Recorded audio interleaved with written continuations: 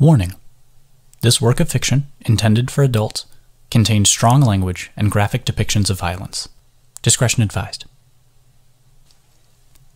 The Ballad of the Flower, Book 1, Druid. Written and performed by Neal Lensenmayer. Chapter 12. Only a bit of sunlight was able to reach the ground through the forest foliage.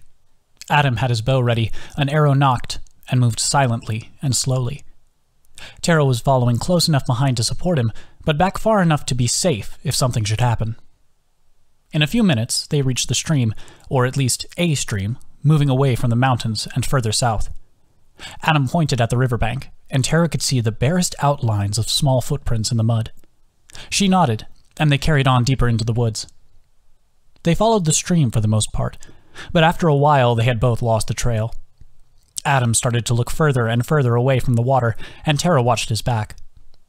It was odd to watch as loud and obnoxious a person as Adam be silent and calm as he worked.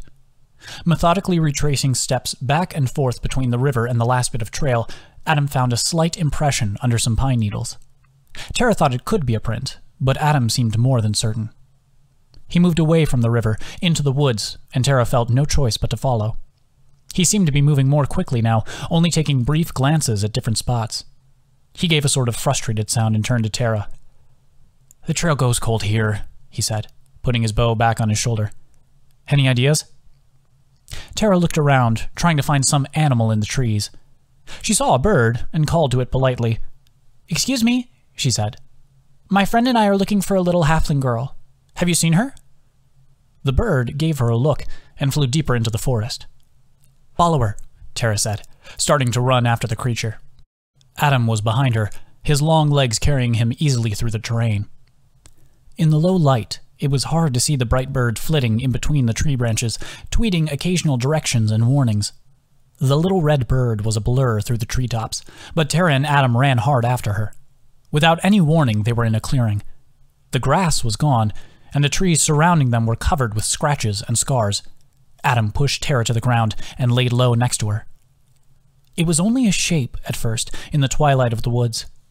Tara saw that its feathers broke up its texture and managed to disguise its actual size. Really, the only thing Tara could see was the slow, steady breathing of the griffin. It was a bit larger than an owlbear. In its sleeping state, it was about 10 feet long and wrapped up in its own wings. Adam had a strong grip on Tara's arm and was pulling back towards the edge of the clearing. The red bird was perched on a tree just above the sleeping pile of feathers. Tara and Adam were slowly scrunching themselves backwards. Tara was anxiously hoping they wouldn't make any noise while backing up. The little red bird swooped down and gently landed on the griffin's wing. Tara could see the little bird cock its head curiously. She wanted to yell at it, but any noise would surely wake the slumbering beast. No normal bird would be acting like this, getting so close to a predator. It clicked in her mind in an instant. She couldn't help but say it out loud to try and warn Adam. "Druid." The cardinal looked at her and started to screech loudly. The clearing almost shook as the griffin lifted itself from its rest. It was as tall as Tara at the shoulder. Its huge beak was as big as her head, long and powerful arms tipped with claws the length of her hand. It stood slowly, gracefully, spreading its wings 20 feet, the wingtips touching the end of the clearing. Tara was being dragged to her feet by Adam.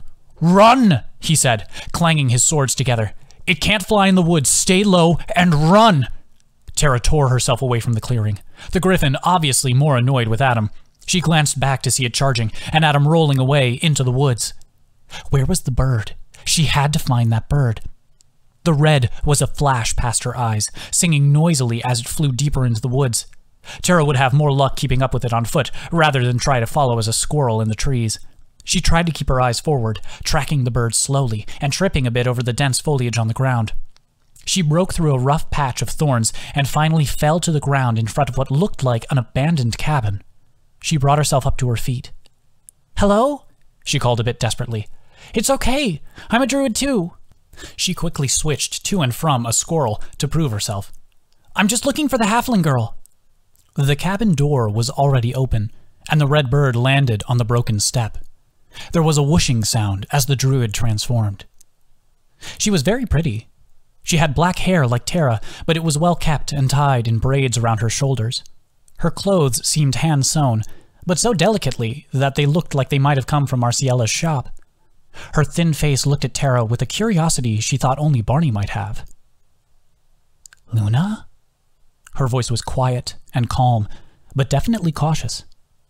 Tara did a double take. "Luna was my mother," she said, smiling. She had recognized her mother in her. She had known her mother. The stranger's curious gaze turned to a smile, but Tara saw cruelty in it. "You're the little half-girl, aren't you?" she said. Her beautiful face was beginning to twist into something like a predator. "What could you be doing here?" The voice was colder now. What?" Tara was still recovering from the shock that her mother was actually real, a person with history and people she knew. She barely had time to think about half-girl before the stranger continued. "You're looking for our master, aren't you?" There was a high-pitched, mean-spirited laughter that reverberated through the trees. "Ravnessa?" Tara felt her stomach turn over on itself, and she realized she was talking to a hag. "She's been waiting." The beautiful woman was smiling, piercing Tara with her bright eyes. "Where is she?" Tara heard herself ask. She felt sweat beginning to form all over her body. "Well, she's not here." The hag was looking at her fingernails, the appearance of Tara apparently not interesting enough to gather her full attention. "You'll find her if she lets you." "If she lets me?" Tara was angry now. This threat to her agency would not stand. "I have friends, powerful friends who are helping me. I'm going to find her." Tara took a step forward, and the hag looked at her again. "You're lucky she wants you alive," the hag said. "I'm almost glad that griffin didn't kill you." Tara brought fire into her hands. "Adorable," the hag sighed. "You really think you're going to put up a fight?" Tara made the flames in her hands burn even brighter, and she ran at the dark-haired stranger. The hag slammed shut the door of the cabin, and Tara felt a whirlwind come from it, so strong that she was spun back into the woods, wind buffeting her and slamming her into rough pine branches. One rammed into the back of her head, and Tara fell into unconsciousness. She smelled saffron. It was a dream, she was sure, but the back of her head was pounding. She couldn't find her balance when she tried to stand, and she fell back onto the ground.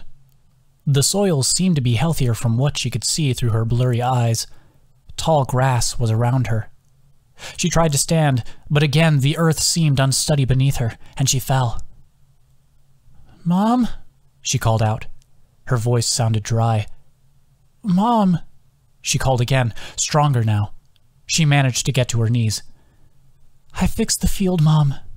There was no answer, just miles of grain. She went from her knees to all fours, crawling through the dense wheat. "I did it. I can heal," she cried out. She laid back down, exhausted from moving a few feet. "I did it." Her voice was back to feeble.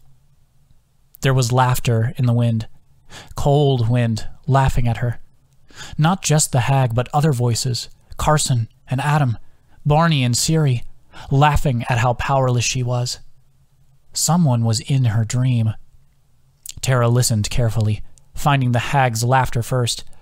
It was above her, but close. Tara took a few deep breaths, putting a hand in the soil. Vines began to grow in the dirt, long, strong, and green. Tara had locked onto the laughter now. It was growing somehow colder, somehow crueler, but she was ready. With as quick of a movement as she could make, Tara slung her vines into the air and felt the end of them wrap around something. She pulled it hard to the ground. There was a scream, a heinous scream as the hag was brought to the field. Tara ran to where she had fallen, her feet still unsteady, managing to find the hag lashing at her bindings. Tara laid thick vines around the hag's throat, her beautiful face twisting into a hollow, gruesome visage of humanity. The hag was choking. Tara struggled to keep her grip on the vines. Her head hurt, but her vision was clear as the cruel laughter stopped. There were horrible, wet sounds as the hag tried to find air. She clawed at Tara's face with long, filthy nails, screeching in pain and fear, her shallow eyes wide and starting to glaze over. The field began to disappear around them, revealing tall pine trees and a dark sky. The smell of saffron disappeared, replaced by the mossy smells of the hawk colony. With a final twist, the hag had stopped moving. Tara kept the vines where they were for another minute or so, breathing hard and trying to keep her hands from shaking too much. It was dark all around her, and her fingers hurt as they gripped hard on the plants she had summoned. When she couldn't hold on any longer, she fell to one side of the hag, hands red and head throbbing. She felt blood on her face, and healed the cuts easily. She was looking into the night sky. She heard the peaceful sounds of birds, owls mostly, and crickets chirping. It was too safe, too polite sounding, like a painting in a morgue. She glanced at the unmoving hag, her hollow eyes still open. She didn't want to sit up. She wanted to lay there and look at the stars, so different from the ones back home. They seemed to be calling her. She reached up a hand to touch one, but it was too far away. A tiny voice spoke to her, just barely audible in the back of her mind. "Stand." Tara rolled onto her stomach and pushed herself onto all fours. She felt like she wanted to puke, but there was nothing in her stomach that could come up. She put her hands on a nearby tree stump and pulled herself to her feet. She looked at the dead woman in the middle of the clearing. Tara could see her arm twisted at an awkward angle. Probably a sprain from when Tara had dragged her out of the sky. That would have been easy to fix. Tara laughed a bit at herself, thinking of how to heal the person she had just killed. It was something she would have to think about, her instincts to help as much as she could. She hoped it wouldn't become an obsession, like with Barney and his books. She leaned against a tree and took the night air deep into her lungs. With a gentle motion, she moved the earth beneath the corpse, letting it fall into a shallow grave. Then, with another movement, she buried the hag with the freshly upturned dirt. Tara walked slowly, trying to keep herself steady. She would have Adam look for signs of a concussion if she found him. When she found him, she corrected herself. Tara scanned the woods a bit, looking for signs of the mountains. They were off a ways, but she could just see the crest of them. That way was east, and her halfling was that way. Tara took one last look at the grave and flicked her wrist, covering it with flowers. She made her move toward the tree line. After a few stumbles, Tara hardened some vines into a walking stick to help her. She kept telling herself it was only a mile, but it was a mile through dense, unfamiliar forest with untold dangers around every trunk of a tree. She couldn't even trust the birds anymore. She passed a few clearings and avoided any that looked even remotely like nests or dens. Her feet were getting sore again, and she found herself longing for Mary's speed or a road to follow. There was nothing but strange woods that seemed to go on forever. She found a stream to drink from, and she was thankful for the water, gulping greedily before moving on again. She hobbled onwards, half convinced that the hag was still after her, wondering if Adam would be able to find her body. There was a bit of a clearing ahead of her, somewhere she could rest and try and get her bearings. She made it through the last bit of brambles and nearly collapsed. Things had been cleared away on purpose here. It looked like a little camp. "Stay back," a small voice called. Tara looked down to see a little girl in torn-up clothes pointing a stick at her. Tara raised her hands in surrender. "You're Bellamy Silas, aren't you?" Tara asked, her throat still a bit sore, her head still spinning. The little girl kept her stick pointed at her. "My name is Tara," she said, keeping her hands up. "Your grandfather is really worried about you." Bellamy tried to look tough, but Tara could see she was scared. "I'm here to get you back to him, okay?" Tara said. "Do you mind if I sit down?" Bellamy gave her a nod, and the stick followed Tara as she sat. "This is a nice little camp. Did you make this?" Bellamy nodded again and sat down across from Tara. "What happened to you?" Tara asked gently. "We found your trail back by the stream, but we lost it." "We?" Bellamy asked her. "My ranger friend and me. Don't worry, he's looking for us right now, and he's really good at finding people." Tara secretly hoped that Adam was still alive, trying not to think about a griffin eating him. "I had to run from a hag," Bellamy said. "She was really scary." Tara nodded, trying to be comforting. "That sounds really scary," she said. "You must be really brave to get through that." Tara massaged the back of her head, trying to keep everything clear. There was a snap behind her, and she turned as fast as she could, but the motion made her dizzy, and she fell. She tried to get in front of Bellamy, some weak fire appearing in her hand. "Easy, Treeborn," Adam said, limping into the clearing. Tara managed to get up and hug him before half-heartedly hitting him on the arm. "Miss Bellamy?" He flashed his badge to the little girl. She nodded. "My name is Adam. I'm going to get you back to your grandpa, okay?" He looked at Tara. "Is she all right?" "Just some scrapes. She's probably hungry and a little dehydrated," Tara said. "How are you?" Adam asked. "I think I got a concussion. I can't heal myself without someone to watch me, though." "I'm here now. Take a minute," Adam said, drawing his swords. It took a little longer than a minute to get everything clear in her mind. She was glad that healing was so ingrained in her that she could do it without thinking. Everything cleared away, and she saw Adam for the first time. Lots of small scrapes, some contusions, and something wrong with his breathing was her summary diagnosis. "What the hell happened to you?" she asked, sitting him down and going over his chest. He'd cracked a rib, or at least bruised it. "I got lucky, and I killed a griffin." Adam smiled at her, grunting as bones snapped back into place. "Bellamy, if you ever see a griffin, what do you do?" "Run and stay low," Bellamy said. "That's a good girl. You get some rest, okay? We'll start a fire and keep you safe tonight." He gave a calm smile, and Bellamy nodded. In a few minutes, she was asleep. "How did you find us?" Tara asked. "You weren't really trying to hide your trail." He gestured behind him towards the path that looked as plain as day to her now. "I saw something that looked like a grave," Adam said, less casually. "Want to talk about it?" Tara shook her head. There was a moment of quiet. "Want to talk about Siri?" Adam's grin was clear in the firelight. Tara smiled too, if anything because she was thinking about Siri again. "I don't know," Tara said, unconvincingly. "Carson said that sometimes feelings can compromise the mission." Adam laughed so hard, Tara thought she'd have to patch up his ribs again. Okay, Carson shouldn't be talking to anyone about feelings compromising the mission.